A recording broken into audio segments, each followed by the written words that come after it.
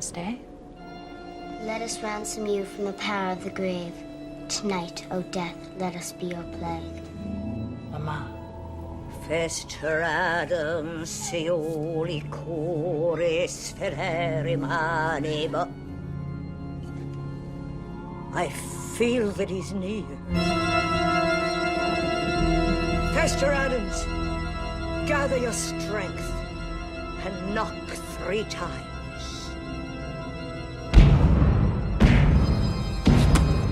Did you hear that? Ask again, Mama, quickly. By all means. Ask.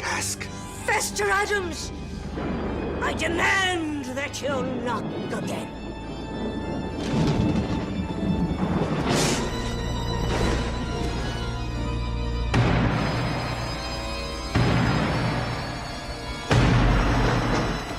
He's at the door! Hey guys, welcome to the Large Martinez podcast, your favorite podcast where people don't break into laughter randomly when they're trying to start their podcast. I'm Sweetie. And I'm Sweetie. And today we did the delightful film that goes something like this. Dun-dun-dun-dun. Dun-dun-dun-dun. Dun-dun-dun-dun. Dun-dun-dun-dun. Dun-dun-dun-dun. Name that movie. I don't know, but I'm proud about my snapping skills. Is that why you made me do that? Because you don't know how. Can you snap? Can you? I was going to volunteer. I have this weird thing where I can only snap with my left hand. It's a good snap. Yeah, I have a really great snap with my Better left than hand. my snap. Ready? Here's my right. I don't even know if that counts. Weird. It's like skin pressing skin. Weird. But this is, look at this. Ow, that's Could be loud. in a, That's loud. jazz Poppin'. troupe. Something in my eye. Oh, yeah, good job. Y'all. So no real reason why we picked this. We're just in the mood to get macabre. Macabre, not macabre, as I've said it in my head. Like I say hors d'oeuvres, like horse to oeuvres. It happens, people. It's confusing. Those French words. Why do they have to make them so weird? But what was I going to say about this? Oh, but streaming for free on Hulu. Anyone who's a huge fan of the Addams Family, freebie right there. Well, I guess only if you have Hulu, but still freebie in some ways. Anyways, the Addams Family, filmed in 1991, directed by Barry Sonnenfeld or Field. Let's go with Feld. Yeah, that sounds right. Yeah, starring Angelica Houston, Raul Julia, Christopher Lloyd, Christina Ricci, Pugsley, Addams. that guy, and Cher's dad from Clueless. Cameo. Well, he's not really cameo. Huge role. But Cher's dad, Mr. Horowitz, Mel Horowitz. Another lawyer. Yes, he plays a good lawyer. But a very unfortunate-looking dude, though. Huh? It's that 5 o'clock shadow thing that he has. It's like a weird face thing he has. Like face scars? His face is just funny.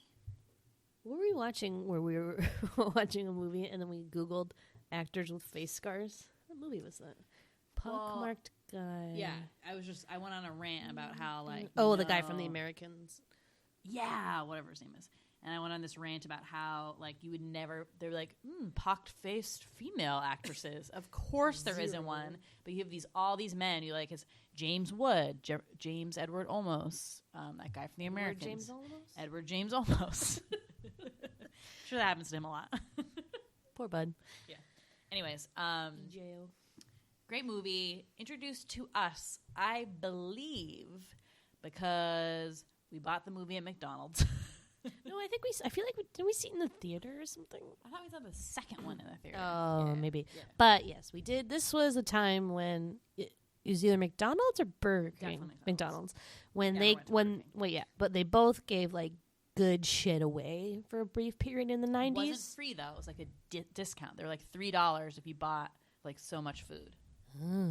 But yeah, we had this, and then we had Babes in Toyland, which unfortunately our father wanted a good movie like Field of Dreams, and I was like, no, I want Babes in Toyland, which is actually the 1990-something Babes in Toyland starring Keanu Reeves. Great flick. We're going to cover it soon. Don't worry.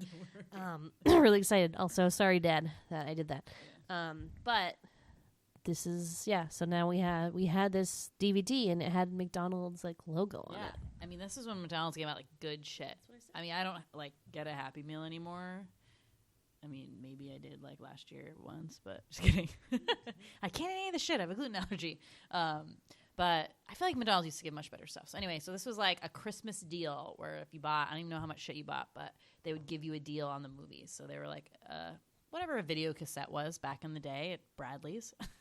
Couldn't have been that much shit. I feel like if you bought the whole menu, it'd still only be like $20. I know. Back then. So it must have been just like, but you buy one super value, like whatever the super value menu was. And then you got a choice of, so maybe we had 2 super value menus. That's why we got to do 2? I don't know. Anyway, good story, good movie. Yeah. So let's jump into it. One macabre? God, it's so weird. Macabre detail at a time. It is time for the sweet synopsis. Yeah, sweeties. Gomez Addams and his family are macabre. They are spooky. Not really sure what the details are. Couple questions. Well, we can't get into questions yet. I have a whole bunch of questions for later. Save the questions for later. Thank you. We'll get to that later about what they are. But Gomez Addams and his family live in a spooky old house, and they do spooky things. Gomez is sad, though. You know why? I do. Is it because his brother, Fester Addams, has been missing for like 25 years or something? That is right. I know it. Yeah, so that is the case. They hold a seance every year, I guess, to to try to contact him. Step back. They have a lawyer who they give doubloons to. Not sure what he does with those. Apparently he owes money. The expense. No, I know, but like, how do you take those to a bank? We're not sure. So apparently Tully, the lawyer, sure his dad needs money, and then this old lady is in his office. She's a client? I'm still fuzzy. Okay. So a client / con artist. Okay. So when you read the summary, it says a con artist and her son learn about this Addams family treasure from Tully. Coincidentally, the son, oh my God, someone said Albert. What's this? Gordon looks just like the lost brother, Fester Addams, but has hair and like real clothes on. And so they're like, oh my God, Tully the lawyer's like, you could be the long lost brother and you can go in there and get the like access to this vault that has all these gold coins and then we can be rich. But then the con artist lady is like, okay, like let's do this, but then we'll just like make Tully take the blame, blah, blah, blah. So the plot is hatched and Fester Addams shows up at the night of the seance and the family believes it. I mean, he looks just like him. It was 25 years ago, but still. But who else has like insane dark skeleton eye circles like that? No one. They're unique people, so it's not like you can really like make that shit up. Yeah. So then what ensues? So then Gordon / Fester is trying to fit in, trying to figure out ways into the vault. Luckily, Gomez shows him into the vault one day, so he kind of gets the gist. Bit of a snag because there's all these chains you gotta pull, and he's not sure which one to pull when he goes by himself, so a little bit predicament there. However, something curious starts to happen. Fester starts to like the family, and he enjoys Pugsley and Wednesday and showing them things. He really gets along. However, the crazy mom lady needs to put things in overdrive, so they hatch a plan, they find out at the party that actually Fester is the sole, I guess, owner of all this stuff because he's the oldest, the heir, the elder brother. So they kick the Addams family out. They'll try to go to court. The lawyer is their mean neighbor who they always throw golf balls into their hits. Happens to be a judge. Not Judge Reinhold, but a judge. That would have been awesome. I know. So the Addams are out, so they go to this weird motel. They like stay there for a while. Mortich is like, fuck this. She goes to talk to Fester. They like torture her, which still not sure if that really did anything at all or what the consequences were there. Gomez goes to save her. Fester has a change of heart and saves the day. And really realize, well, I guess he didn't even... He had amnesia. So he really did have amnesia. And to get rid of his assumed mother and Tully, so the Addams have this book collection. When you open the book, like, whatever the title of the book is, like, happens. So they have, like, this book called Hurricane Irene. Hold on. Wine refill. Splooshy. And like the sun also rises and like the sun comes out of it, and then Gone with the Wind, it's like a windstorm. So anyway, so he opens the Hurricane Irene book and he just blasts them, and this hurricane happens, and then also lightning comes out of the book and it hits him in the head and it like cures him amnesia. So then it shoots to 7 months later and he is cured. He's back in the family. They reveal that he actually did get caught in the Bermuda Triangle 25 years ago. And the person claiming to be his mother found him and then like told him he was her son. And so he was living this like other life they didn't know about. But he actually is Fester Addams. Good to know. Yeah. Fester is Fester. This whole time I'm just gonna be like yeah, so that's it. All right, do you want to start with the questions? Case closed.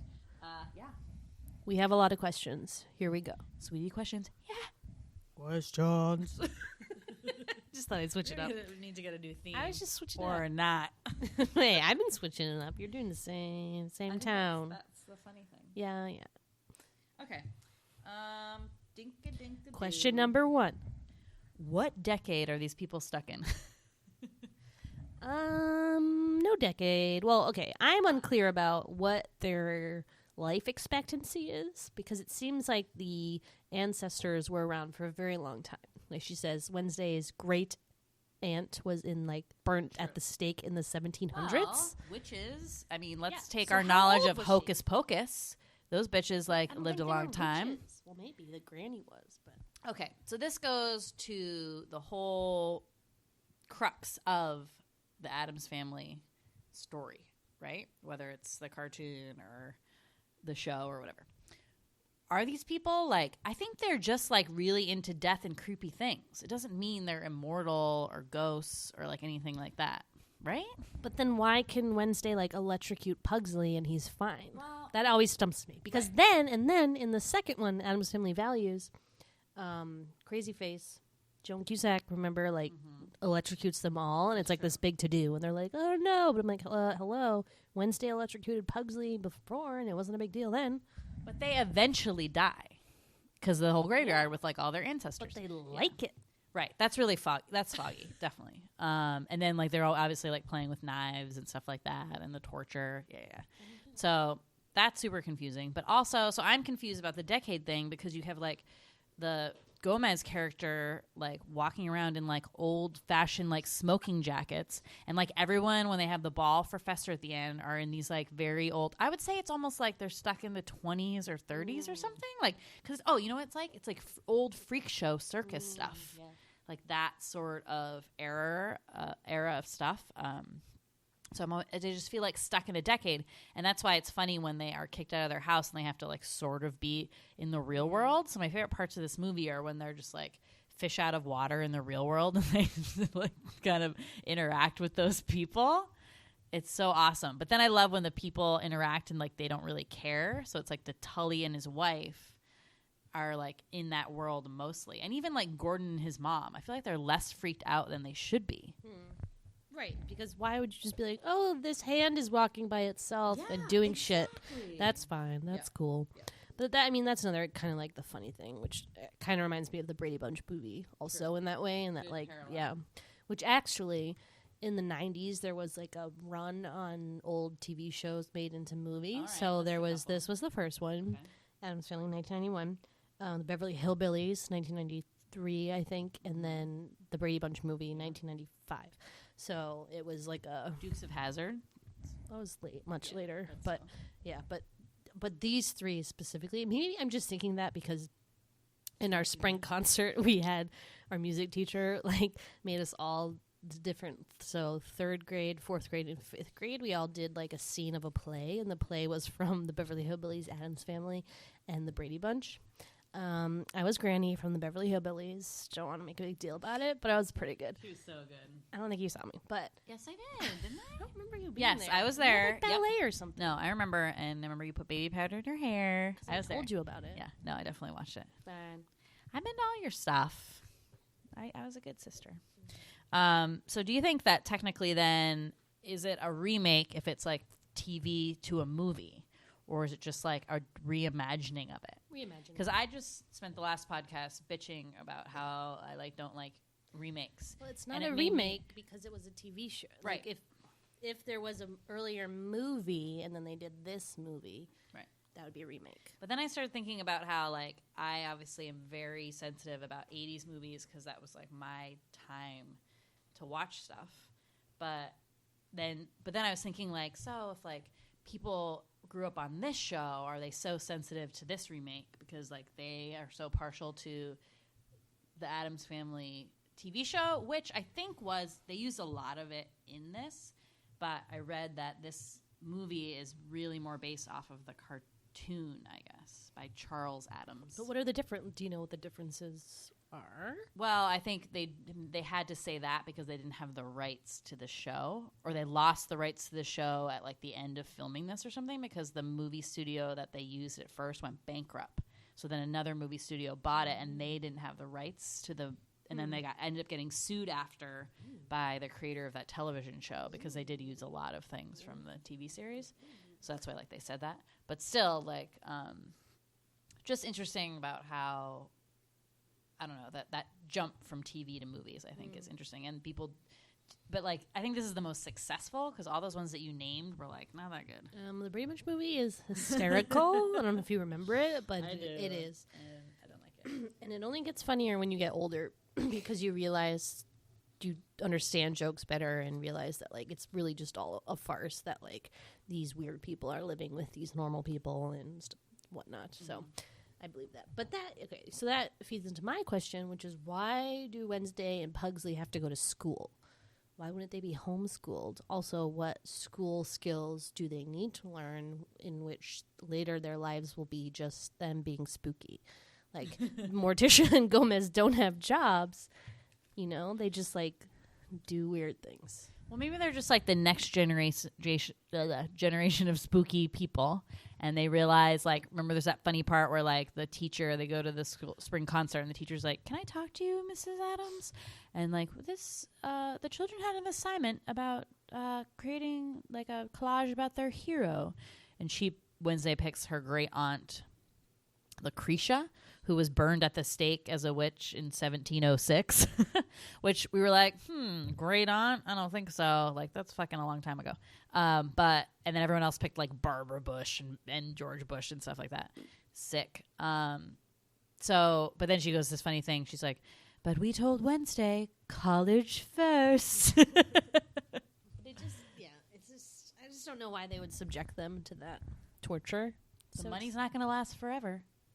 Isn't it, though? There's a lot. There's a lot in that little room, so I'm not sure about that. Yeah. Good question. I don't really know the conversion rate of Dublins. Dublins. I'm from Dublin. Let's call them gold coins. Doubloons to doubloons. I think it's an N. That's an M. Based on my knowledge of Neopets and doubloon disaster, it's an N. I'm thinking of Goonies. Yeah. That's a doubloon. Doubloon. Maybe they just said an accent. Look it up. Go Google it. Go Google it. Anyways, yeah. So that was my question. Good question. Question number 2. 3. What was I for Halloween one year? One of the characters in this movie. Go. Morticia. Yes. Best costume ever. My mom, I was pretty young. I was I don't know, 8 maybe. I retired. You know, it was the first year I was like, no, I do not want to be a witch. I was a witch every year, like my whole life. Witch adjacent. What? This was witch adjacent. This was witch adjacent. So I stepped it up a little, and my mom made me this awesome velvet. She was like a super seamstress. Shout out to Carol. Hi, Carol. She's in Ireland right now. Hi, Carol. She's in the Dublin. She's in Dublin. She's not even in Dublin, but she was in Dublin. Anyway, she made me this awesome long sleeve black velvet dress, just like Morticia, and had these like pointed. The sleeves at the end came to this like point. Gorgeous dress, and it was like really tight as an 8-year-old can wear. And then I still had to wear my like gross white high-heeled shoes because that's all I had, which I mentioned in the other podcast. Sneakers.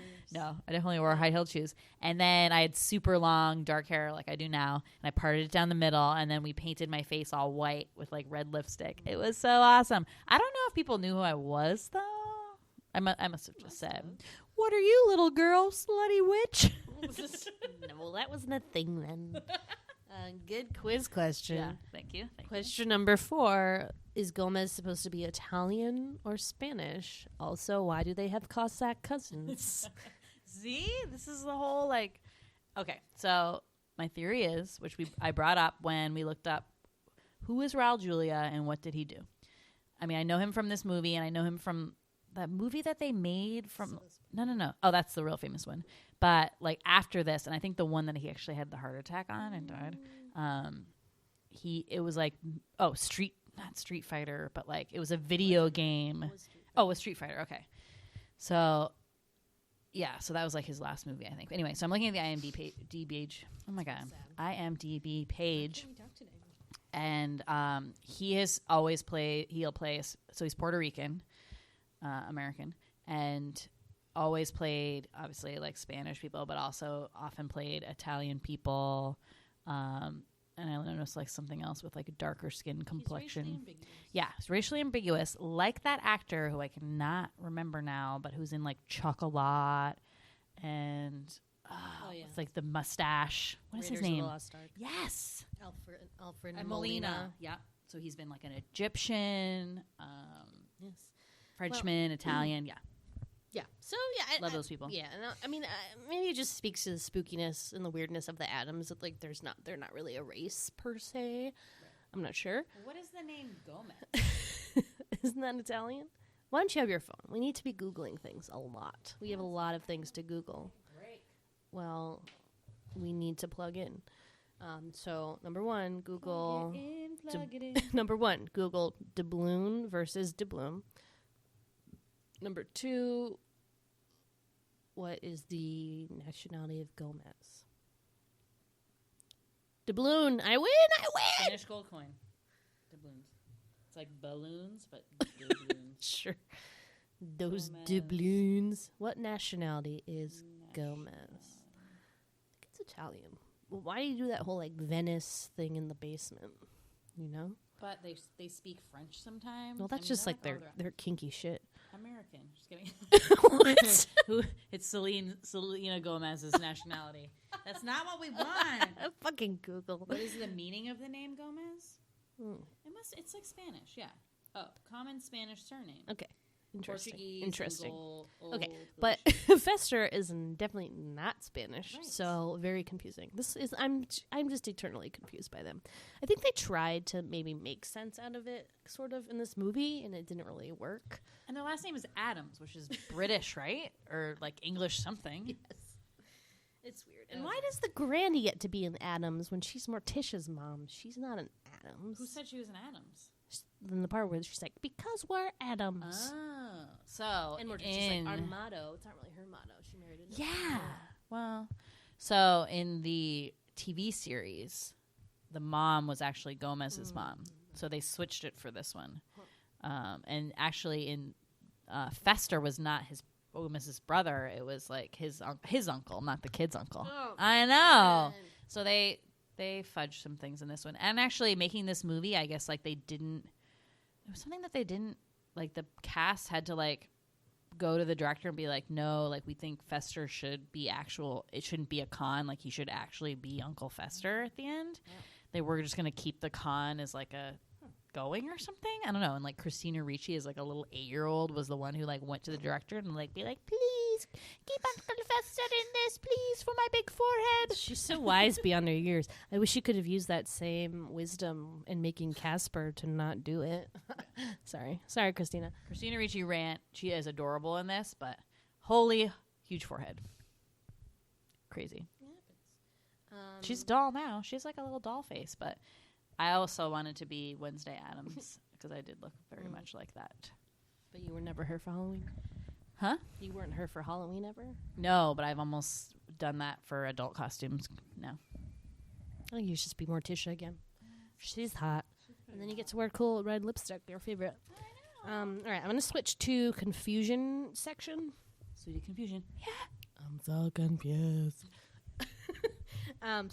So funny you should bring that up because I was a little confused as a child. I thought that he just was not. I didn't think he was Uncle Fester the whole time. Like even after the whole like lightning incident, I think I was still confused about that and just thought he wasn't really their uncle. So stubborn. Refused to give in to the lie. Stubborn. Also, did not register that his mom was doing a fake German accent. For some reason, I thought that was her real accent the whole time. That accent always threw me, and it's like a very inconsistent German accent from that lady too. But it's kind of funny because she's like such a more likable person as the German doctor. I don't know. Dr. Pinderstrass. It reminded me of like a Nazi when I think maybe because like watching Indiana Jones too much. Like I just, too much. Just associated that thick accent with the Nazis, so it scared me. But yeah, so those are my 2 confusion points. I don't know if you have any, but those are mine. I think that watching this as a little kid, so I would say like 95% of the jokes of this movie are them like saying like dark things, and people think they're like not kidding, but like they just like, what is that called when they're like Uncomfortable? Yeah, like I'm just like thinking of all the examples, but it's just like them being like, oh, this like, oh, wait, your hair right now looks like the weird doctor and the witches thing. Pee-wee Herman. You gotta take it back. Good thing I'm on the radio. The radio, the podcast.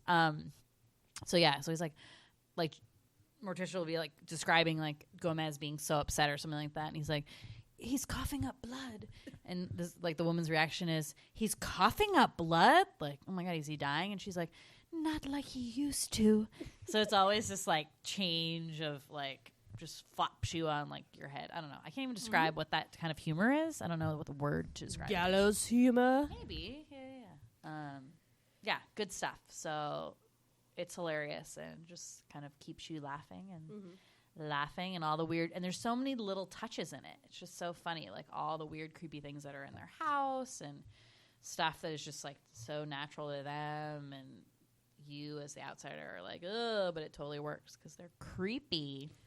Do you have some favorite parts you would like to talk about? Sure. Like lines or scenes? Anything you want. I wasn't prepared for this. I don't know why we do this every time, and I'm just not prepared. If you have one, you can go, I'll think. I have a few.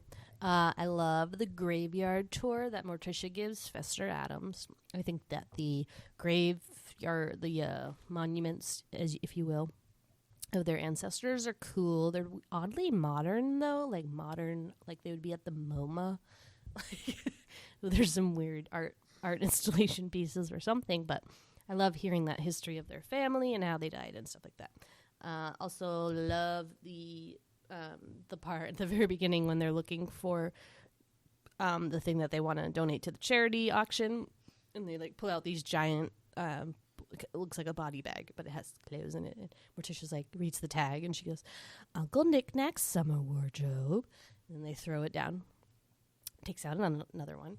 "Uncle Knick-Knack's winter wardrobe," throws that down, and then they take out the third one, and she goes, "Uncle Knick-Knack," and then they throw it down. It's clearly like a body in the body bag. Ugh, love that. I love that part. So fucking weird. I love it. And then, of course, the school play, the sword fight, where they chop Uncle Fester rigs up this arm that like shoots out blood, and it sprays like the whole front 2 aisles of the audience. Shakespeare play is that again? I don't know. It might be one of those. Henry the 25th or whatever. No, I don't think that is a thing. No, it's one of the Henrys. Maybe. I don't know. I was thinking one of like the annoying like historical tragedies that I don't care about, like Troy blah, blah, Cressida or whatever. Troilus and Cressida. But yeah, I love those parts. What's your favorite part? Oh, so I picked the hotel scene because this is mine and Sweetie's favorite line of pretty much the whole movie. There's a couple, but this, I think, one stands out. So Gomez is all depressed because they've been kicked out of the house because Fester is now like the rightful heir. So they have to live in this hotel. So in this like hotel down the street. Morticia goes out to get a job. The kids are selling lemonade outside, and he's just watching like daytime TV. So like talk shows. Even Thing gets a job. Yeah, and Thing gets a job as a courier. So, but he's just like so depressed. So he's like sitting and watching TV and eating like Fruit Loops. And he like stumbles upon Sally Jesse Raphael, which you remember from that time period, was this old woman with these like big glasses with red frames, kind of like strawberry blonde hair. And it was just like a daytime talk show, like your Geraldo and Montel and fucking Jenny Jones, like all that stuff. So on the show is voodoo witch doctors. And like all these people are telling them how like their family members got like kidnapped by voodoo witch doctors and blah, blah, blah. So it's like the show where like you call in. So you see him like pick up the phone and he's like watching it, and then it like skips a beat and goes to another scene, and then the next scene is him and he picks up the phone, or Sally just say Raphael like interviewing someone being like, let's take a call, and then he picks up the phone, he goes, hello Sally. And then Sally just say Raphael, it's like live, it's like in the TV, is like, Mr. Addams, please stop calling. We do not know where they meet. Because he wanted to know where the voodoo witch doctors met. Yes. We love that. But I never, actually, that's one, like a Sweetie confusion one as well. Because I thought it had something to do with like, I don't know what I was thinking, but like the Bermuda Triangle and like where does it meet? I thought it was like that connection. I don't know. I didn't get that joke completely. But I still laughed at it because his expression is so funny. So sometimes Sweetie and I'll just like say to each other like, hello, Sally. Yeah, I use a lot of these actually. For some reason, lately I've been using a lot of these. The two most frequent lines I've been using are when Tully's like the elder brother. Like sometimes because we have an older sister, Liz, so I'll be like the elder sister, Liz. So I use that, and then my other favorite one is an impostore. When he's an impostore, I'll just say that. I don't know if I'm talking about an imposter when I say that, but I just say it anyways. Also, shout out to Sally Jesse Raphael, who was my favorite talk show. Wow. She was my faves. Big ups. Her and Maury Povich were my jams. What? He was the best. Who's the father? That was all him. I'm just not into those trashy shows. What about the relationship between Cousin It and Mrs. Tully?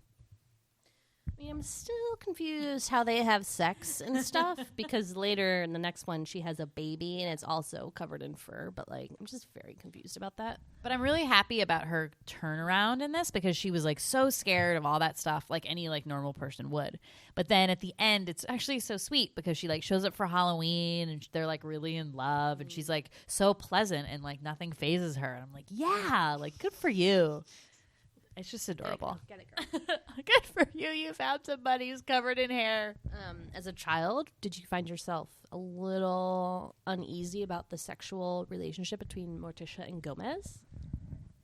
I don't know if I'd say uneasy. I mean, I think it's supposed to be funny. Now I find it hot. I'm like, yeah. They seem to have a good sex life going on. Good for them. That part in the auction where, like, I don't know if they were like, what was going on. They don't show it, but it's like they bet, or what do you call it? Bid on their own item, and they bid like $20,000 for this like Chinese, what is that called? The finger trap, and so it's like $25,000. And she's like, Gomez. And then she's making these like orgasm sounds. And the guy with the gavel is like, has this horrible look on his face. Who's like the judge who lives next door. Gross. is this taking place? Do you think California? I think it's California. I feel like all these shows were in California. I mean, it doesn't say, but yeah, why not? They have a good plot of land, I will say. Yeah. The house goes on forever in the vaults when he like is in the little Venetian boats. I know, but Like it is. But once you you see it from afar, and it's like the cemetery is on the right there, and there's that whole big space, so you could see how there could be like a whole thing underneath. And if it's underground, it could be like who knows how long. Kind of reminded me of Casper a little bit, where it's like, No, me too. yeah, I was like, whoa. and Christina Ricci's Who did in that. Casper? This guy didn't do Casper, No. right? No. But I will say the one part that like makes me cringe is that part where they're sliding down the slide and they play that weird song. That is There's like a fart noise. embarrassing part. It doesn't seem to fit in the movie. Come on and play with me and bring your dolly street. And then it's just like Christopher Lloyd like freaking out like on the slide. I hate that part. It is weird. I got embarrassed and blushed. I like blushed. I was like, this is embarrassing. Oh, my other question was, does he have to go through that shit like every time he needs to go to the vault and get the doubloons? Or does he get to pick his own adventure, if you will, by like the thing? Like maybe, because remember when Tully's listening in on him, he hears like a lion, him like taming a lion. So maybe there's like a lion in another part. Oh, yeah. What happened to the lion? Well, he just didn't want to show Fester that section. I don't know. There's just an interesting thing I thought of during this viewing. Yeah, I agree. That's what's kind of cool about it. We haven't really talked a lot about Christopher Lloyd in this, who is Fester Addams. I think it's an amazing portrayal. I put it close. Well, before we watched it, I put it close to his Doc Brown character. But now I'm going to say it's a little bit below that. It's funny when you watch Christopher Lloyd and he kind of does the same stuff. Like his voice is like weird. It's like his scream voice is always like, ooh, like that. But when he delivers lines, it's like that. Oh, Like, I don't know. It's his thing. It's I his just swag. see like things of Doc Brown in this character as well, and then I'm thinking of the Roger Rabbit, the bad guy in Roger Rabbit. He's that guy too.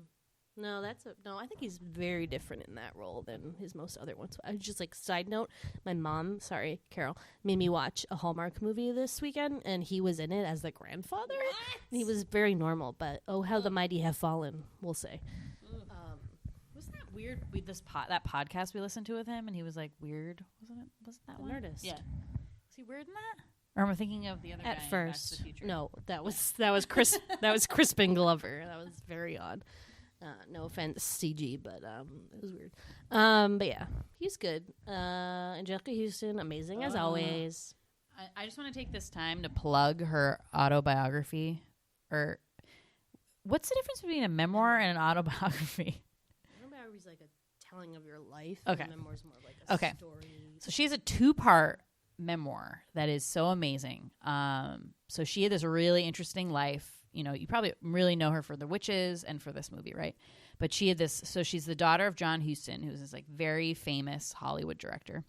And they actually grew up in Ireland. And she was a model for most of her life. She lost her mother sort of young and dated Jack Nicholson for a long, long time. They had this like crazy, tragic love affair. Will love each other forever, but just like could not stay together. And then she had this other relationship. Anyway, I'm spoiling this a little bit, but it is so good. So if you like those sort of like tawdry Hollywood tales, it's just like full of name dropping and like interesting gossip about old Hollywood people, pick that shit up. 2 parts, 2 books. They're kind of shortish. So good. So she's like a really, really fascinating person. And I just love her after reading those. And then she talks a little bit about this movie and just like how grateful she was because it was sort of like at the end-ish of her career.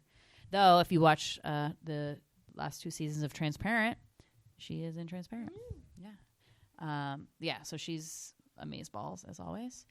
What else? I have a couple more things. Thoughts on the sequel, which we'll probably cover later, but do you think this one is better or do you really like the second one better? Well, okay. Controversial opinion I have right now. Sorry, but I kind of prefer the second one because I was thinking of my favorite parts and they were all in that one. And I was like, shit. Yeah. And we were watching this one today and I was getting like a little bored at times. I'm like, I remember this being better. So maybe I like the sequel as well. Because I think the Joan Cusack addition to that is great in that one. I do like the summer camp part. And I think it's awesome because Fester can be Fester the whole time, and he's not like pretending to be a normal person. And I think it's so much better when he's Fester as Fester. Full time. Yeah. True. Yeah. So that was my first thought. And then my second is what I always like to bring up is who else would have played these characters that we know and love. So let's take who would be, you think, the first pick for Morticia Addams? I don't know. Cher. Oh, that's dumb. Yeah, she was pretty close. Someone else I read was up for that too, and I'd like to set it to you, but now I forget what it is. Anyway, how about for Fester? I know why you ask me these when you tell me them before we start, so it's not a surprise. Anthony Hopkins. Yes. Do you think he could have pulled it off? No, he's too serious. He doesn't do many funny, like silly roles, so I don't know if he'd be able to take it seriously. I feel like he would have walked out like halfway through if he did take it. So I mean, he's pretty serious. Yeah, he is knighted and all, so it's like, you know, it's a big deal. Yeah, no, I would have liked to see his portrayal, but I'm glad we got the Christopher Lloyd one for reals. Also, connection to our earlier film, well, sort of. So John Astin, who was in Mr. Boogedy, as you might have heard us talk about, was the original Gomez Addams. And when this movie came out, all of the people in that original TV show had died except for John Astin. But he's now outlived Raul Julia, who was then this one. Yeah, that was a very tragic loss with Raul Julia. I almost said wow, Julia. I don't know why. That was weird. Sure. It fits. It fits. If the shoe fits, wear it. Yeah, I guess that's. Do you have anything else?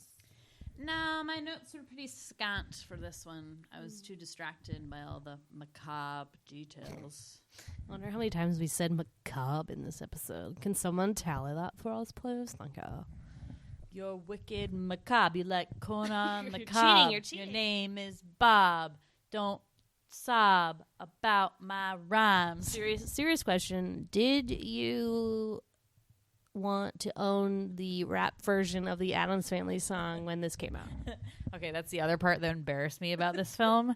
The like constant use of the MC Hammer jams. Apparently he like wrote the soundtrack and dropped like 3 of his songs on it. So Too Legit to Quit was his last song, and that is like played in every instance where they're driving around in a car. Oh. And the Addams Family are too. And then he did the rap version of the Addams Family. It was a weird time in the 90s where like every movie had a weird rap song. Like Robin Hood. I thought it was cool. Robin Hood Men in Tights. What? The Merry Men I one. love that one. I know, but it's another example. I can't think of any else to top. Well, I think they just probably okay. We put a rap song in here, like the kids are gonna love it. Totally, those are nuts. Yeah. But yeah, I think that's it. Yeah, I think we've talked this movie to death. Cool. But Addams Family, good one. Good flick. So thanks for listening. If you could do us a solid and leave us a review on iTunes, we would love you forever. Follow us on Twitter at The Sweetie Club and like us on Facebook. Catch you next time. Later, Gators.